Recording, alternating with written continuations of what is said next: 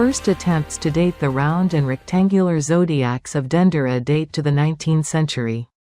The initial interpretation of their horoscopes had been suggested by the 19th-century Egyptologists, in particular, the famous German Egyptologist Heinrich Brugsch.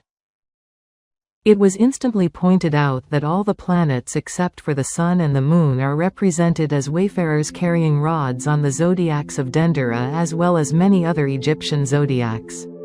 The rods symbolized planetary motion across the sphere of the immobile stars.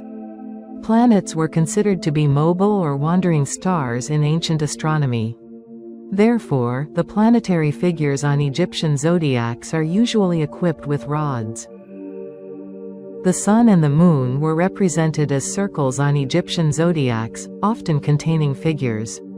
This is how they're represented on the zodiacs of Dendera. Based on the deciphering made by Egyptologists, many renowned astronomers of the 19th century such as Dupuy, Laplace, Fourier, Latran, Home, Biot and others, attempted to date the Dendera zodiacs. Their result proved negative.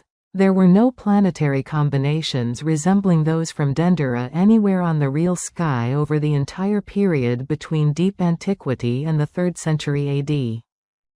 There had been no calculations conducted at any latter point up. Nikolai Morozov employed his fundamental knowledge of the ancient astronomical symbols in order to verify the interpretation of the Dendera zodiacs as offered by the Egyptologists. In several cases, such as the case of Venus, he corrected some of the obvious errors inherent said interpretations. However, Morozov's approach to the deciphering of the Egyptian zodiacs remained incomplete. Research by Fomenko and Nosovsky demonstrates that he ignored or misinterpreted a great deal of astronomical data contained by the Egyptian zodiacs apart from the horoscope. The reason is that Morozov, likewise his predecessors, had been of the false opinion that the astronomical content of an Egyptian zodiac is exhausted by the horoscope contained therein. Unlike his predecessors, he knew better than to trust the Scaligerian chronology and the ancient Egyptian chronology thereby implied. Therefore, Morozov carried on with his calculations for epochs post-dating the 3rd century AD, coming up with what can only be considered a great solution in comparison to all the results of his predecessors. The rectangular zodiac of Dendera, May 6, 540 AD. The round zodiac of Dendera, March 15, 568 AD. However, Morozov's solution was far from ideally strict. It contained a number of imprecise postulations that seemed tiny, but proved to affect the end result to a substantial extent. Nikolai Kellen and Denis Denisenko carried on with Morozov's studies in the field of the astronomical dating of the Dendera zodiacs. Kellen and Denisenko widened the interval to include all epochs from 1300 to the present. They were using the same interpretation of the Dendera zodiacs as Morozov, trusting him completely in this respect. However, unlike Morozov, Kellen and Denisenko were able to use a computer for their calculations. As a result, another solution for the zodiacs of Dendera as deciphered by Morozov was found. The rectangular zodiac of Dendera, May 12, 1394 AD. The round zodiac of Dendera, March 22, 1422 AD.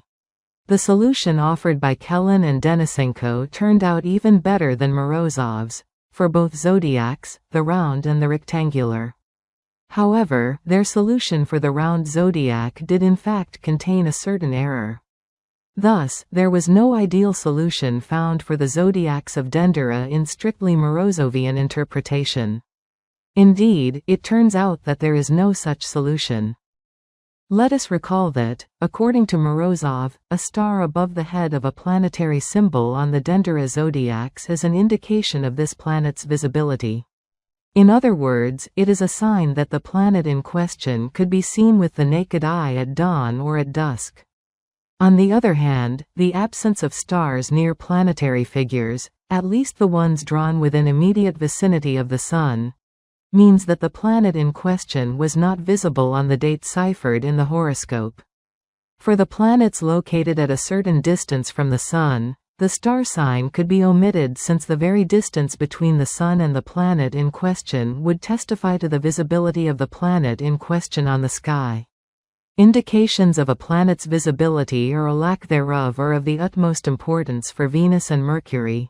They are close to the Sun, and become invisible due to solar rays every now and then. If one of these planets is specified as visible on the zodiac and it isn't such in the calculated solution or vice versa, the solution in question has to be rejected. The approach of the authors of the New Chronology to the problem of planetary visibility signs on the Egyptian zodiacs is as follows. One has to bear in mind that it is the furthest thing from obvious a priori which author was correct, Morozov, in his presumption that Egyptian zodiacs contain indications of planetary visibility, or Tatiana Fomenko, who did not account for such indications. Therefore, we shall tentatively consider Morozov's hypothesis to be correct and account for it in our attempts to find such solutions for the Egyptian zodiacs that we know as would conform to the following specifications. First, they must be ideal according to the requirements, meaning they must closely match the Egyptian zodiac in terms of planetary dispositions in the constellations and their order. Secondly, Morozov's visibility indicators must also be taken into account. However, the stipulations do not end here, and also include rigid correspondence to all the additional astronomical information that was found on the zodiacs. However, we shall not just consider the best zodiacal interpretation, but all of them at once. If one really finds such solutions for the Egyptian zodiacs, ones that will be ideal in every sense as described above, it will mean that Morozov had been correct in this particular instant, which indeed proves to be the case, according to the results of the calculations. Morozov's opinion on the visibility criterion was confirmed fully. A detailed study of the Dendera zodiacs by Fomenko and Nosovsky demonstrated that apart from the primary horoscopes considered in the above-mentioned research, they contain rather detailed horoscopes of a more special nature. These yield additional astronomical information that gives the opportunity to calculate all possible interpretation versions simultaneously. Such volume of extra data renders the chance of a random solution almost non-existent. These are the reproductions of both zodiacs with groups of symbols that contain astronomical information that supplements the primary horoscopes and allows for a more precise dating. A detailed analysis of the Dendera zodiacs using the new method will be presented later.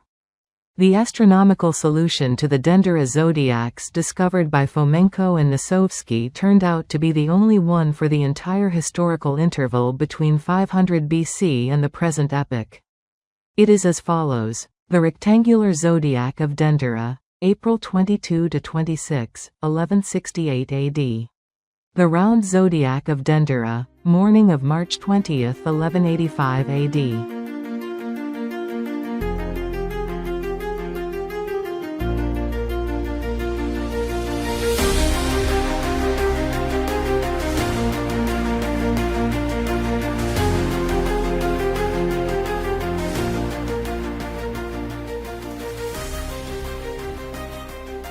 The Egyptian town of Esna is located rather close to Dendera. This is the place where the Nile makes a great curve that spans a huge bight covered in hills with many ancient Egyptian royal sepulchral caves carved into the rock. The city of Luxor is right across the Nile, which historians believe to be the ancient Thebes. 2 temples with zodiacs on their ceilings were found in Esna. In the works on the New Chronology, these temples are referred to as the Greater Temple and the Lesser Temple, since one of them is a lot bigger than the other. The zodiacs from the temples of Esna resemble the zodiacs of Dendera in the symbols they contain. Ordinary representatives of the nobility would get zodiacs on the inside of their coffins. Great kings could have entire temples built to house their funeral zodiacs, which would be chiseled on the ceiling. Furthermore, some of the monumental funeral zodiacs from the ancient Egypt could bear some relation to Christ, his kin or the apostles. As we understand now, the ancient Egypt had been a Christian country. It was discovered that the zodiacs of Esna, likewise the Dendera zodiacs, contain detailed horoscopes of a secondary nature. In other words, a large volume of extra astronomical information in the Esna zodiacs has been discovered. This information excludes the possibility of finding a random and extraneous solution on the entire historical interval, even considering that all possible zodiac interpretation options are accounted for, in calculation. A detailed analysis of the zodiac deciphering will be presented later. We shall merely quote the solution obtained by Fomenko and Nosovsky. The Greater Zodiac of Esna, March 31 to April 3, 1394 AD. The Lesser Zodiac of Esna, May 6 to 8, 1404 AD. This solution is unique for the entire historical interval between 500 BC and the present epoch.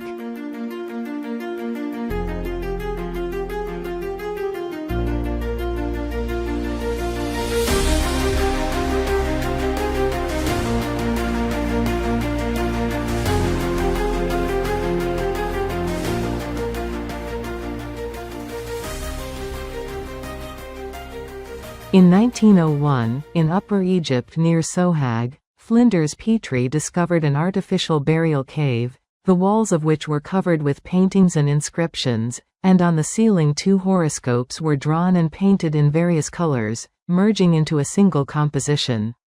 The Athribis zodiacs of Flinders Petrie were studied by Nikolai Morozov. However, there is an aspect in Morozov's research that greatly hindered him in the deciphering of the Egyptian zodiacs.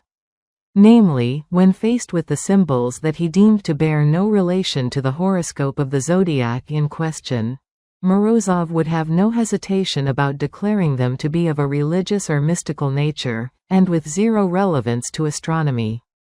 In this case, for instance, he misinterpreted important astronomical information from the Athribis zodiacs as religious symbolism, namely, the signs of the secondary summer solstice zodiac. The planetary figures of birds from the secondary horoscope were declared to represent the souls of the deceased father and son erroneously, despite the fact that Morozov himself made the perfectly justified assertions that the birds found on the zodiacs of Athribis stand for planets. And that is indeed the case. In this particular case, Morozov's error, stemming from his having confused the secondary horoscope for a mystical scene, proved to be serious. Firstly, he had lost important astronomical information bearing direct relation to the dating. Secondly, Morozov's erroneous interpretation of the Egyptian symbols confirmed his false presumption that the maximal interval between the 2 Athribis datings should equal 30 years. In reality, this interval equals 38 years, as we shall see later. At the same time, Morozov's assumption that the Athribis zodiacs stand for the demise dates of the father and son buried in this cave, appears to be correct. Having discovered no satisfactory solution, Morozov was forced to revise his interpretation of the Athribis zodiacs and introduce certain corrections into it. Namely, to make Jupiter and Saturn swap their respective positions. The new interpretation yielded 1049 AD as the solution for the upper zodiac and 1065 AD for the lower. However, his solution was far from ideal. In their analysis of the Athribis zodiacs, Fomenko and Nosovsky have tried every single option of identifying the Athribis birds as planets uniformly. Apart from that, they have used additional astronomical information from the secondary summer solstice horoscope contained in the lower zodiac. We shall just quote the end result reached by them, which happens to be unique for the entire historical interval between 500 BC and the present. That solution is as follows. The upper zodiac of Athribis, May 15 to 16, 1230 AD. The lower zodiac of Athribis, February 9 to 10, 1268 AD.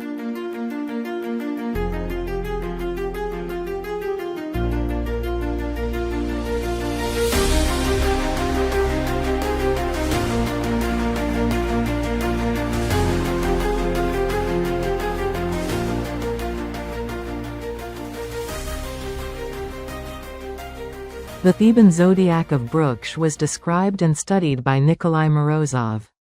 A drawn copy of this zodiac made by Brugsch himself can be seen here. The names of the planets are written explicitly between the constellation figures. Therefore, the interpretation of this horoscope presents no particular problems. Morozov had studied the issue of the horoscope's dating with the utmost care. We must point out that Morozov only managed to find a single horoscope in this zodiac, namely, the one transcribed in demotic symbols. However, the analysis of Brugsch's zodiac made by Fomenko and Nosovsky demonstrates that it contains two more horoscopes, which were overlooked by Morozov. Unlike the demotic horoscope, they are part of the actual zodiac and not mere subscripts. It is odd that neither Brugsch nor Morozov happened to notice it. However, Morozov proceeds to admit candidly that his solution of 1682 is far from being the only one.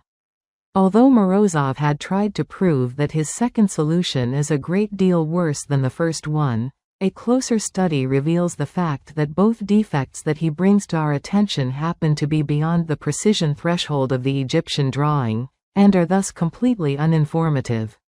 The dating of the second, ideal solution of the demotic horoscope, obtained by Fomenko and Nosovsky, is 1861 AD, which predates 1862, the year of Brugsch's publication by a single year.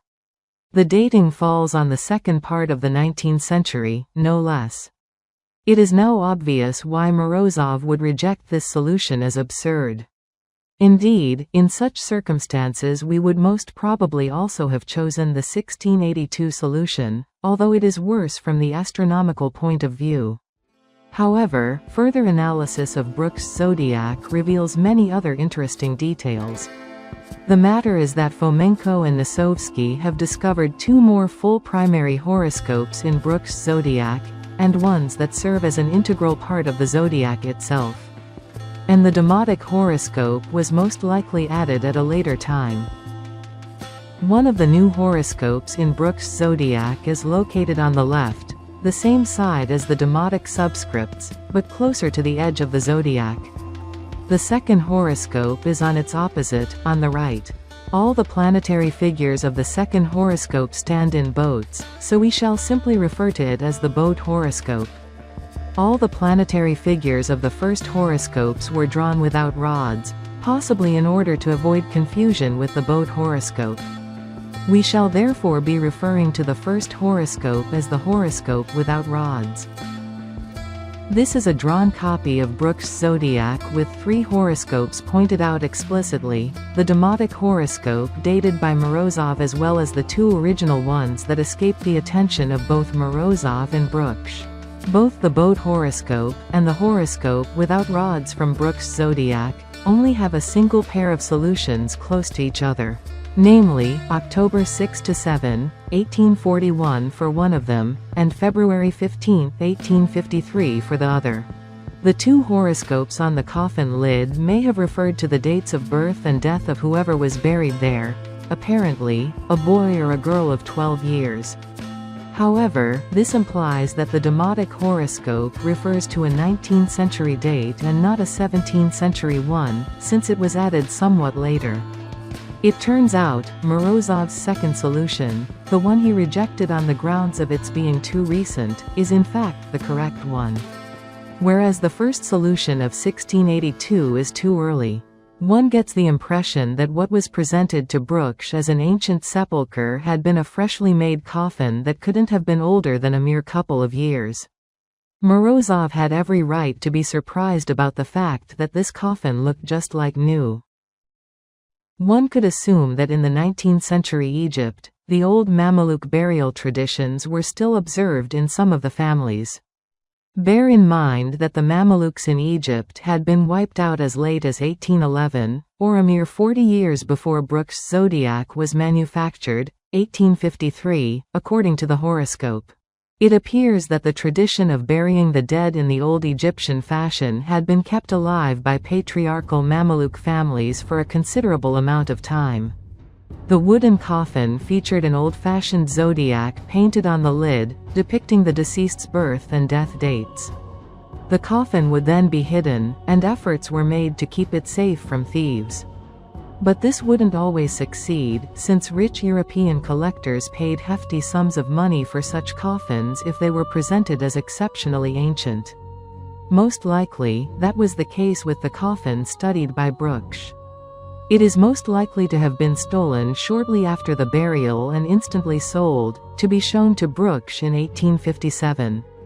Someone must have scribbled a horoscope for 1861 on the coffin lid in jest. It is clear why the hoaxer would use Demotic script for the horoscope. He would need nothing for this purpose except for a fitting book on Egyptology, or a mere dictionary.